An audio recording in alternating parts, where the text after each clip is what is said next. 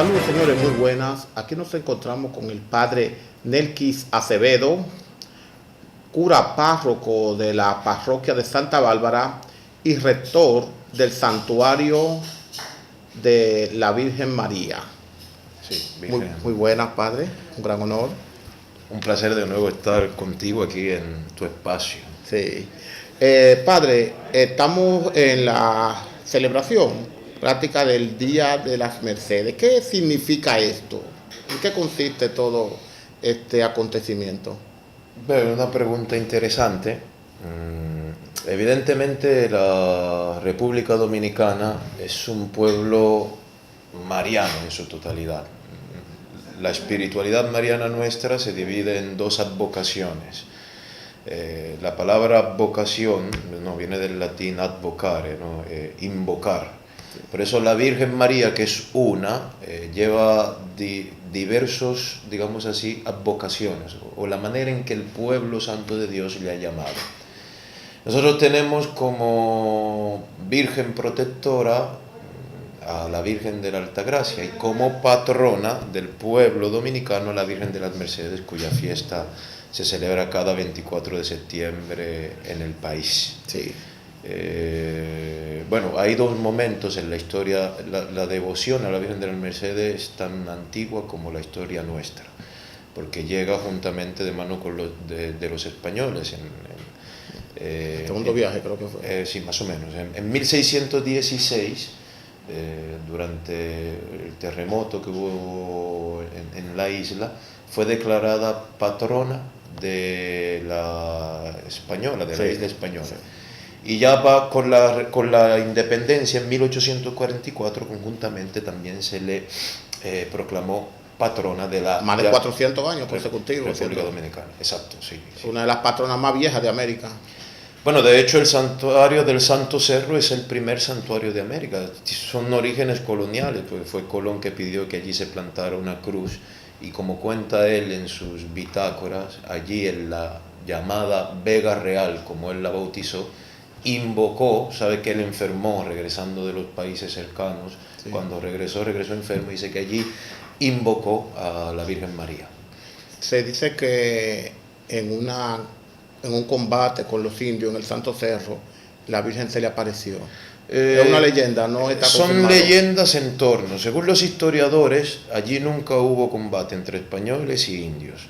Otros sí dicen que ante el azote de los indios contra los españoles, ellos invocaron a la Virgen de las Mercedes o Virgen de las Mercedes. Pero es la leyenda, ¿no? Hay quien dice sí, hay quien... Una leyenda no necesariamente tiene que ser verdadera. Puede tener recoger parte de la verdad, pero no necesariamente tiene que serlo. Exacto. Sí. Entonces, padre, hemos nosotros visto que la fe católica se mantiene todavía siendo líder en la sociedad dominicana, pero algunos dicen como que ha ido perdiendo un poquito de terreno. ¿Qué usted opina en ese aspecto? Fíjate, tú siempre haces preguntas interesantes y de esas espinosas en torno al tema. Yo recuerdo hace ya muchos años, leyendo a Benedicto XVI o Joseph Ratzinger cuando escribió, la Iglesia pues está llamada a ir a menos, porque la Iglesia nunca volverá a sus raíces. En sus inicios la Iglesia no era una iglesia de masa, era una pequeña comunidad cristiana en los que se verificaba los signos de la fe. Es cierto, con todos estos conflictos y escándalos, que Dios está purificando a su iglesia. Y cuando Dios comienza a purificar y a depurarla, hay mucha gente que se aparta. No quiero usar una frase despectiva, pero como dice el dicho, los ratones se tiran del barco, ¿no? Sí. Entonces Dios irá purificando su iglesia. La iglesia será más pequeña, será menos poderosa, pero más santa. Eso es importante. Porque la iglesia responde a la santidad. Obviamente irá menos. Yo, que trabajo en la zona pastoral colonial, pues me doy cuenta de esa realidad. A lo mejor en otras parroquias no se nota mucho, tenemos misas llenas, pero es verdad que es una zona ya comercial, no habitada, pero ya se comienza a ver que la iglesia irá menos, repito. Y la iglesia del futuro será una iglesia más humilde, menos poderosa, menos poblada, y vuelvo y repito, pero más santa sin duda alguna. Sí, me gustó ese concepto, tan detrás de una iglesia más santa, más que una iglesia de multitudes. O sea, no es llenar los templos, sino enriquecer las personas por dentro. Desde siempre ha sido la misión de la iglesia. Evidentemente, todo en la historia lleva un ritmo. Hay un ritmo en que no quiere decir que cuando hemos sido una iglesia de masa, que todavía lo somos, sí, claro. No quiere decir que no haya allí calidad y que Dios no esté gestando, no gestara la santidad. Pero, vamos, el mundo está mal e irá peor. Y sin duda alguna nosotros esperamos la venida del Señor. Eso es profético. Sí, lo dice las Sagradas Escrituras, Sí. el libro del Apocalipsis. Incluso señala que iban a cortar las noches y los días, a ver si se salvaban algunos. Exacto, dice el libro del Apocalipsis. Entonces, yo pienso que ya Dios está preparando a su iglesia muy parecida a la iglesia. La iglesia primitiva dio los signos de la fe en medio de un mundo pagano. Entonces, en un mundo ya paganizado, donde Dios no es el centro, nosotros seremos un país en el fondo muy religioso, pero ya un país muy pagano, una sociedad que se va alejando mucho de Dios. Solamente una iglesia muy santa, una iglesia con los ojos fijos en el Señor, podrá llamarle de nuevo a la santidad. Y yo pienso que es la iglesia que Dios mismo está preparando, ¿no? ¿Y qué se está haciendo para eso? ¿En qué se está trabajando para lograr ese objetivo? Vamos, la iglesia no descansa. ¿Han habido cambios en el seminario, en los métodos de recepción de miembros? ¿Qué está ocurriendo? En cuanto a los seminarios, sí, se va estudiando una nueva praxis o una unificación. Y en cuanto a la formación, todavía es tema de estudio. Vuelvo y te repito, siempre se hace preguntas que son un poco remolonas. Es verdad que hoy día se habla, la iglesia necesita purificar a los candidatos, siempre lo ha hecho, nunca ha dejado de hacerlo. Ahora bien, nada más falso y enfermo que el corazón, dice las Sagradas Escrituras. Y en el interno del corazón del hombre pues se esconden muchas cosas. Tú y yo estamos aquí y ambos nos escondemos muchas verdades. Sí. Entonces no es el punto sí, hay que mejorar la formación, la iglesia nunca ha dejado de hacerlo, o sea, siempre se va mejorando a la luz del Espíritu Santo y por inspiración divina. Pero dado los últimos acontecimientos pues se pone más atención en ciertas cosas, ¿no? Claro, sin duda alguna. Y partiendo del tema de los marianos y recapitulando el origen de la entrevista, hay algunas discusiones que se han presentado donde básicamente la iglesia protestante lleva críticas muy severas contra la idolatría y en ocasiones han señalado estas prácticas como eventos idolátricos, si se quiere. Vamos a ver una cosa, aquí no se habla de idolatría, siempre se habla que si idolatramos imagen o no. La iglesia venera la santidad, nosotros a la Virgen Madre la veneramos. Nadie puede decir que tiene a Dios como Padre si no tiene a María como Madre. Yo te digo una cosa, yo aquí en mi cartera, yo soy sacerdote misionero, la mitad de mi vida me la he pasado en Haití, en el norte de Italia, etc. Yo siempre llevo en mi cartera una foto de mi madre. Esa foto de mi madre no es mi madre, obviamente, pero yo cuando he estado lejos saco la cartera, veo la foto de mi madre y recuerdo que tengo una madre que me quiere, una madre que vela por mí, y esa foto mueve dentro de mí la experiencia maternal que tengo. Esas son nuestras imágenes no es idolatría, no la idolatramos. Un pedazo de yeso o un lienzo pintado no tiene poder alguno, ¿no?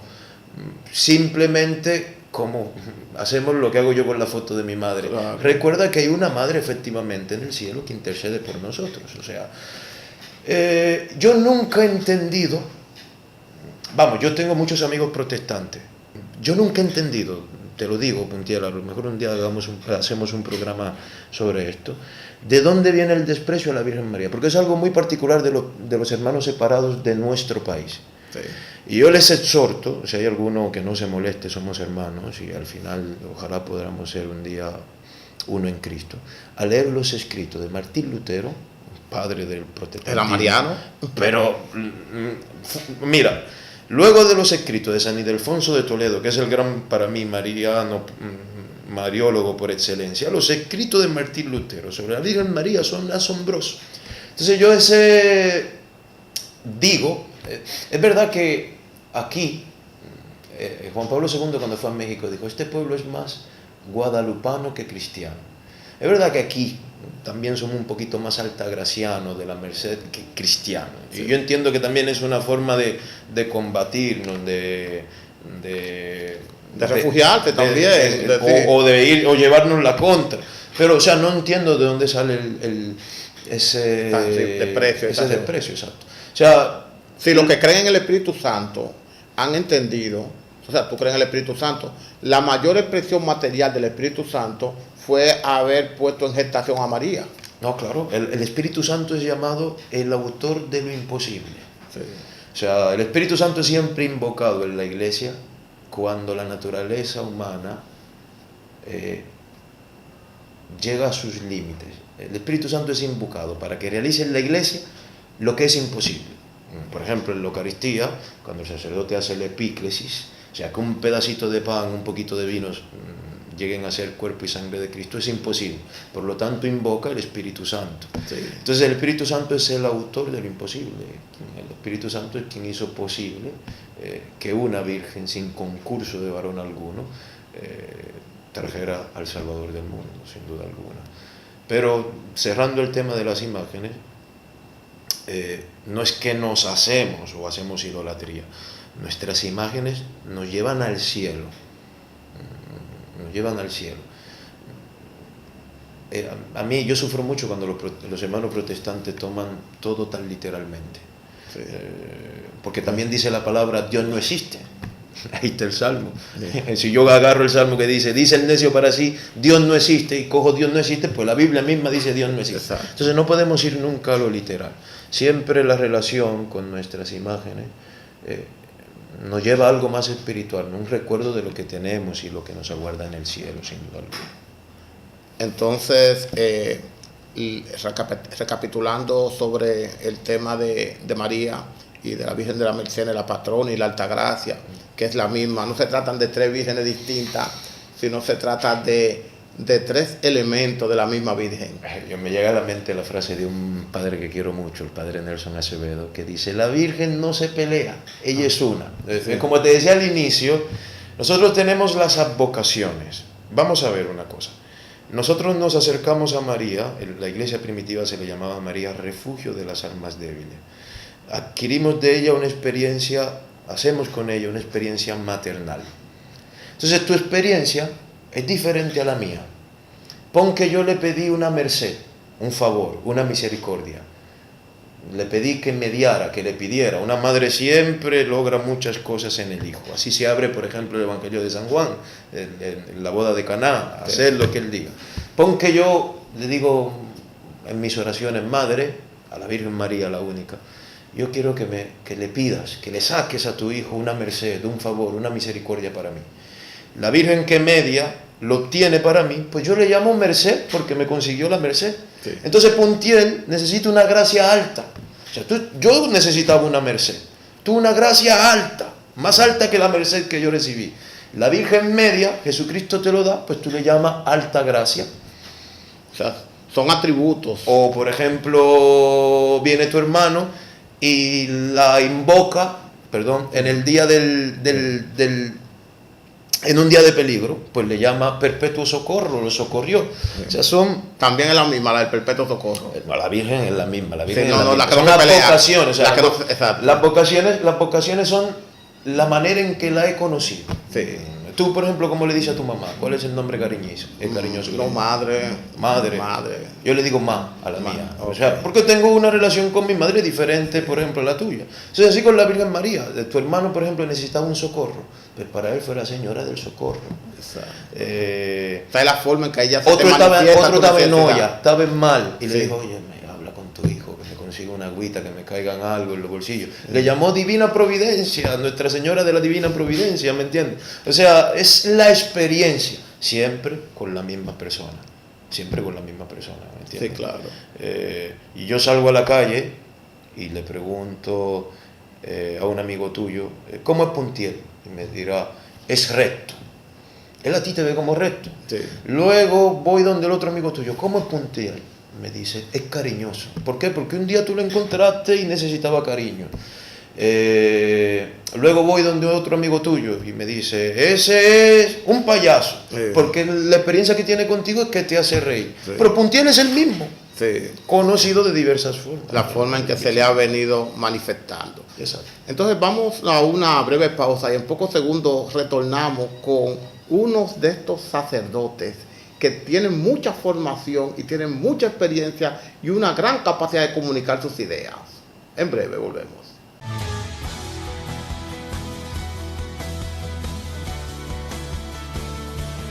Continuando la entrevista interesantísima con el padre Nelkis Acevedo, cura párroco de la parroquia de Santa Bárbara y rector del Santuario de María. Padre Nelkis, hay cosas que todavía algunas personas se preguntan cómo funcionan los que no están involucrados en el quehacer católico diario, pero tienen una profunda importancia para los que practican esa fe. Y una es la relativa a lo que es el rosario, que usted ve con mucha frecuencia que la gente toma un rosario y comienzan a hacer una serie de oraciones y tal vez peticiones al tiempo, pero no parece ser una práctica exclusiva del pueblo cristiano, porque en algunos grupos, por ejemplo como los Hare Krishna, tienen una especie de rosario que lo guardan en un bolso y también van haciendo algún tipo de oraciones. No sé. Ese de los Hare Krishna hace más referencia a la coronilla del Islam, que también tienen... El uso de coronillas, sí, en todas las religiones siempre ha sido muy peculiar, porque la coronilla lo que te permite es llevar una cuenta. Okay. Los Hare Krishna, por ejemplo, hacen cierta ejaculatoria. No soy un gran conocedor del tema, conozco solamente superficialmente. Entonces, las coronillas te permiten llevar el orden de la cuenta. Nosotros el rosario hace parte de... La Iglesia Católica es tan rica, nadie se imagina lo rica que es nuestra Madre Iglesia, ¿no? Nosotros tenemos lo que se llama el depositum fidei, o depósito, almacén de la fe. O sea, nosotros tenemos un almacén donde ahí tenemos muchísimas cosas que nos ayudan en la fe. Tenemos las Sagradas Escrituras, tenemos la tradición, tenemos el magisterio, pero también tenemos la devoción. El rosario no es un sacramento, es un devocional, o sea, una práctica religiosa, piadosa, que la Iglesia aconseja para el bien. Entonces, ese Santo Rosario, que lo inspiró la Virgen misma, ¿no? La Virgen misma lo entregó a Santo Domingo de Guzmán y luego ahí comenzó a propagarse el rezo del Santo Rosario por todo el mundo. O sea, fue directamente de una revelación de la Virgen a Santo Domingo de Guzmán. Sí, fue revelación de la Virgen Madre, luego se propagó el rezo del Santo Rosario y ha llegado... tuvo mucho auge. Hay un tiempo que yo lo defino, un tiempo de tránsito en la Iglesia. Llega un momento, por ejemplo, que el latín no llega a comprenderse. Yo, por ejemplo, los hermanos televidentes que tienen, por ejemplo, la abuelita viva, mi abuela, cuando yo iba a misa con ella, mi abuela sacaba el rosario y yo decía, pero ¿y por qué comienza a rezar y no atender lo que el Padre está haciendo? Sí. O sea, cuando no se comprendía la misa, estas devociones, estos devocionales servían de auxilio, porque era la oración, el modo... Porque era en latín la misa. Era en latín, exacto. Sí. Era el modo entonces en que se entablaba una relación, una intimidad con Dios. Entonces el rosario pues ha hecho bien por años a la Iglesia misma. O sea, eso es un instrumento piadoso, devocional, que nos ayuda. O sea, porque al final a quien se reza es a Cristo. Es a Cristo. No es Santa María siempre Virgen, ruega por nosotros. Pidiendo a ella que interceda, pero le doy las peticiones a ella para que se la dé a Cristo. O sea, mira, la sabiduría de la Iglesia, tú quieres ver qué tan cristiano, qué tan bueno es un hombre. El cristiano siempre habla mal de sí y bien de Dios. Cuando entra la soberbia y un engaño del diablo, entonces uno comienza a hablar bien de sí mismo y mal de Dios. Sí. ¿Cómo es que si yo soy así, Dios permite tal cosa? Dios es malo y yo soy bueno. Entonces, De frente a Dios hay un sentido de indignidad. Sí. Y una concepción o una conciencia plena de mi pequeñez y de mis pecados. Y aquel que es justo y se mira las manos y dice, estas manos son indignas de pedirle o llevarle algo a Dios. Sí. Yo te la paso a ti, que a ti no te molesta, tú, sí, claro. tú me quieres, y tú que sí, que eres pura, tú entonces entrégala a Dios. Ese sentido de la mediación.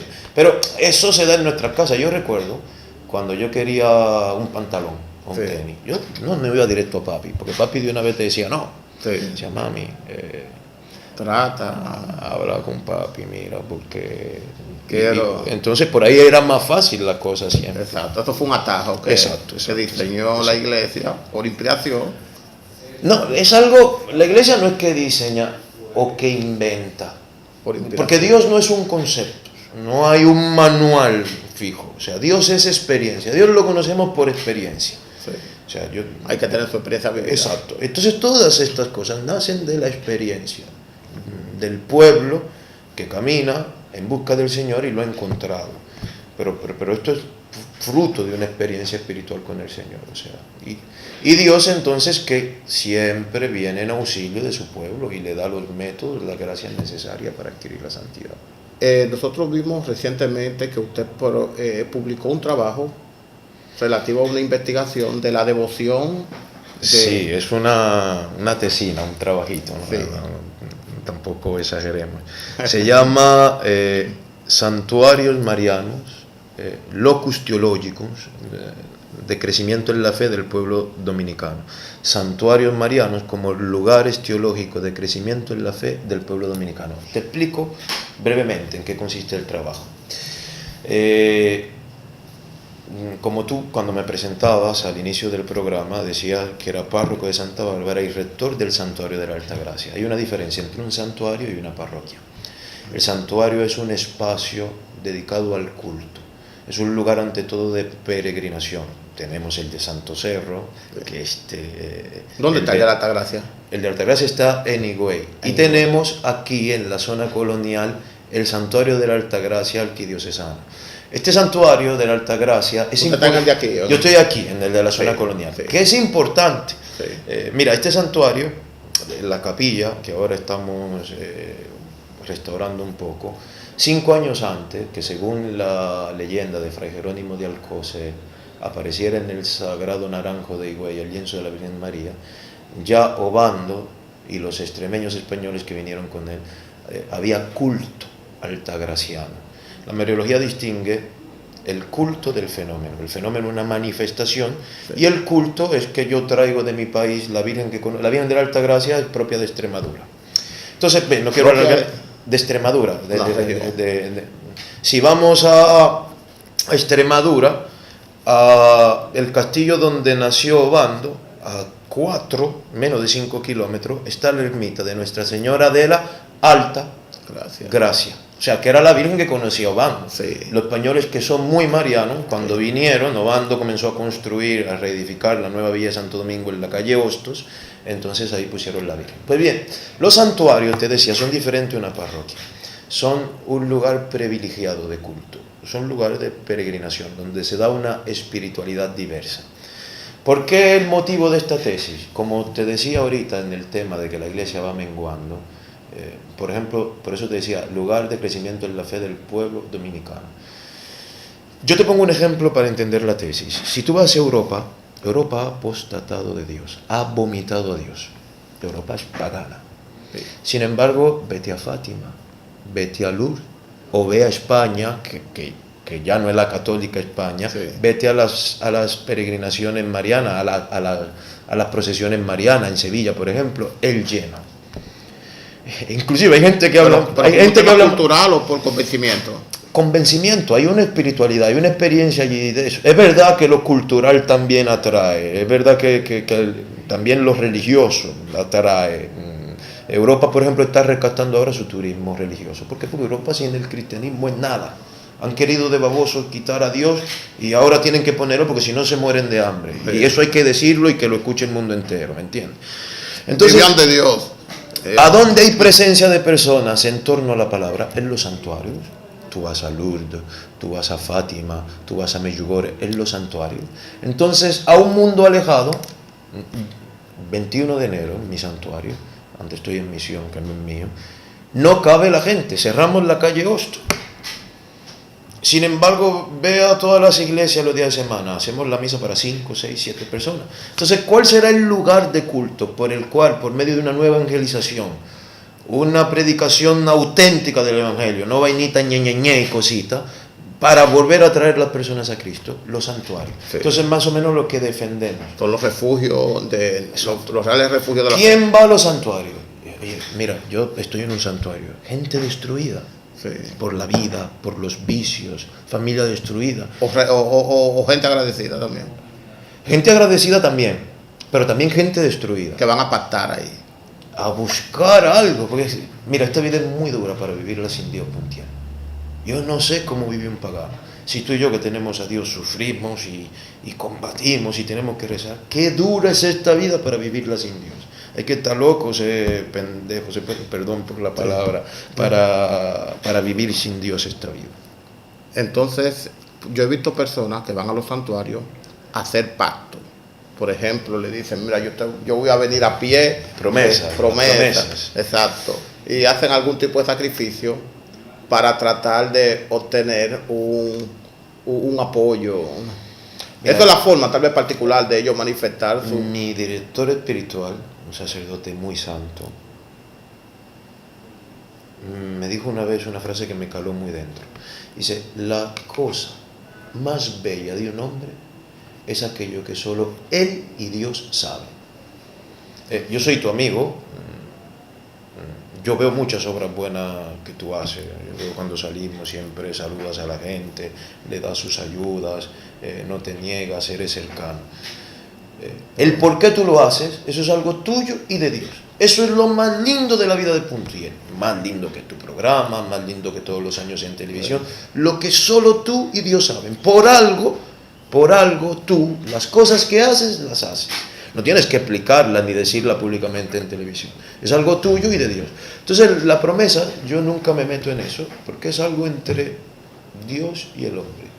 Y Dios no es mío, no es de Puntiel. Y cada uno es de todos. Entonces, cada uno se relaciona. Es verdad que aquí hay algo distorsionado, porque Dios no es el de la lámpara del Aladino, sí, que yo sobo y le pido 3 deseos. No. Es algo que hay que purificarse, que luego con la experiencia se va purificando, pero es algo, la fe es un diálogo personal con el Señor. O sea, eso en ese sentido también son cosas muy bonitas. Yo quisiera saber qué provocó que un hombre joven, que sus padres tenían discoteca, que era un hombre activo en el mundo, dejara todo eso atrás y que hoy fuese el padre Nelky. Tú nunca te escapas sin tirar una pregunta capicúa. Mira, yo diría, hay un hecho fundamental en mi historia. Yo crecí en una familia muy normal y muy unido, pagana, no éramos gente de iglesia. Hay un momento que es cuando mi papá pierde todo en el casino y luego va a prisión. Eso creó un malestar tremendo. Yo llegué a odiar mucho a mi papá. Y el odio es el peor de los sentimientos porque pudre todo lo que hay dentro. Y yo me estaba pudriendo. Todas las cosas que hacía, intentando ser feliz, fracasaba. Exacto, y al final se experimenta una amargura. Yo veía que yo hacía cosas para ser querido, o escapar de mi realidad, de la vergüenza que era ser el hijo de mi papá. Y mientras más me escapaba, más me podría, hacía una experiencia más de muerte, de sinsentido. Y yo recuerdo que en ese tiempo decir, mi vida no tiene sentido, un muchacho de 15, 16 años, no se entendía, porque la psicología está en pañales. Sí. Hoy día sí, ya se maneja la psicología de la depresión de la adolescencia, etcétera. Todavía sigue en pañales. Eso es un doctrinario que dice por ahí lo que hay que hacer y se buscó 5 que le hagan caso. Pero hoy día, por ejemplo, ya sí, ya es normal entender que un joven, por ejemplo, puede hacer una depresión. Yo pienso que yo llegué al sinsentido. Yo como joven fui muy fracasado. Yo nunca terminé nada de lo que comenzaba. Yo comenzaba a estudiar computadora, no terminaba, a estudiar inglés, no terminaba. No era que me iba mal en la escuela, pero tampoco tenía una aspiración, tenía un sueño. Entonces en ese momento entró Dios. Porque Dios elige el momento justo, cuando todo está bien en el suelo. Y yo recuerdo una frase, yo recibí una predicación de unos catequistas, y yo escuché que Dios me amaba. A mí, yo pienso, y suena romántico y suena bonito, o superficial, pero yo nunca me había sentido amado. Yo siempre fui el hijo de fulano, el que está preso, sí, o el que perdió todo. Y a mí yo pienso que este amor me va renovando. De ese hombre que tú decías de tanto mundo y podrido dentro, todavía quedan recovecos, todavía quedan raíces infectadas que yo veo que Dios va. Entonces tuvo esa experiencia y lo fue restaurando. Me está restaurando. Todavía hay partes. Hacer un cristiano toma años, no es de día. ¿No? Porque tiene más de 10 años. Sí, bueno, que entrar en la iglesia sí, pero lleva tiempo, sobre todo cuando seas tan desgraciado y pecador como yo. Pero yo estoy contento. Yo siempre digo una cosa cuando hablo con jóvenes, bueno, tú me conoces, sí, claro. Yo no soy un sacerdote amargado, yo soy un sacerdote feliz, yo soy contento. Y te digo, a mí me gusta ser, no solo que Dios me llamó y me eligió, me gusta. A mí me gusta estos espacios, hablar contigo, las veces que hemos salido a compartir, o sea, ver el cariño de la gente, ser cercano, el aprecio, o sea, llorar con lo que lloran, sufrir con lo que sufren, alegrarte con lo que se alegran. Es una vida bellísima, bellísima. Bueno, yo particularmente, para mí es un gran honor que usted me tenga en el equipo de sus amigos y que haya compartido conmigo no solo una entrevista, sino su afecto. Me gusta cómo usted sale a la calle, particularmente, me gusta cómo predica, su cercanía a las personas, que a veces lo ven en una bicicleta y dicen, no, es el párroco. No, pero eso es la zona colonial. Tú moverte en un carro en la zona colonial, un lío. Entonces, sí, como yo estoy en 2 lugares, sí, por ejemplo, yo aquí tengo los domingos, yo tengo la misa en la Altagracia a las 8, a las 9 en Santa Bárbara y a las 10 en la Altagracia. Entonces yo acabo en un lugar la misa a la hora que comienza en el otro. Si me voy a pie, pierdo tiempo. Sí. Si vengo montado, no hay donde parquear, hacia donde sea. Entonces la bicicleta ha sido la maravilla y así uno se mantiene. Bueno, yo soy maratonista, entonces me ayuda también, o sea, vamos, hay que moverse. Me gusta el nivel de humildad con el que usted vive, el nivel de integración, de compenetración.